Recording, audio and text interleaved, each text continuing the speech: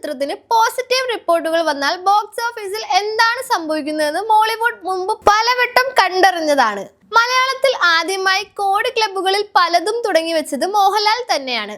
ഇപ്പോഴത്തെ ബോക്സ് ഓഫീസിൽ അത്ഭുതം പ്രവർത്തിക്കുന്ന മറ്റൊരു മോഹൻലാൽ ചിത്രം കൂടി എത്തിയിരിക്കുകയാണ്. തരുൺ മൂർത്തിയുടെ സംവിധാനത്തിൽ മോഹൻലാൽ നായകനായ തുടരും എന്ന ചിത്രമാണ് അത്. രജപുത്ര വിഷ്വൽ മീഡിയയുടെ ബാനറിൽ എം രജിത് നിർമ്മിച്ച ചിത്രം വെള്ളിയാഴ്ചയാണ് തിയേറ്ററുകളിൽ എത്തിയത്.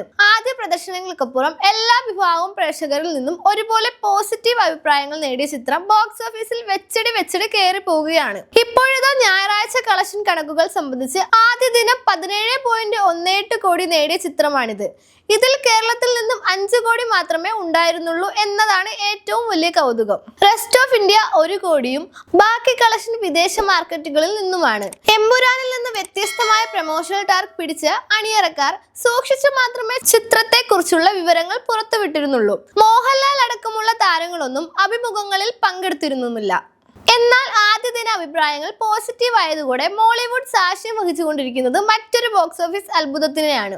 ആഗോള ബോക്സ് ഓഫീസിൽ നിന്നും ആദ്യ ദിനം 17.18 കോടി നേടിയ ചിത്രം രണ്ടാം ദിനം 25.22 കോടിയാണ് നേടിയത്. ഞായറാഴ്ചയും ആ നേട്ടം തുടർന്നു. ഞായറാഴ്ച കേരളത്തിൽ നിന്നും വലിയ നേട്ടമാണ് ചിത്രം ഉണ്ടാക്കിയത്. കേരളത്തിലെ തിയേറ്ററുകളിൽ 95% ഒക്കുപ്പൻസി ഇന്നലെ ഉണ്ടായിരുന്നു എന്നാണ് റിപ്പോർട്ടുകൾ. വളരെ അപൂർവമായി സംഭവിക്കുന്ന കാര്യമാണിത്. ആഗോള ബോക്സ് ഓഫീസിൽ നിന്നും ചിത്രം ഞായറാഴ്ച നേടിയിരിക്കുന്നത് ആദ്യ കണക്കുകൾ പ്രകാരം 24.6 കോടിയാണ്. അതായത് 3 ദിവസത്തെ വാരാന്ത്യം ചേർത്ത് ചിത്രത്തിന്റെ കളക്ഷൻ 67 കോടിയാണ്. ഞായറാഴ്ചത്തെ അപ്ഡേറ്റ് കണക്കുകൾ വരുന്നതോടെ ഇത് 70 കോടിയിൽ എത്തിയാലും അത്ഭുതപ്പെടാനില്ല.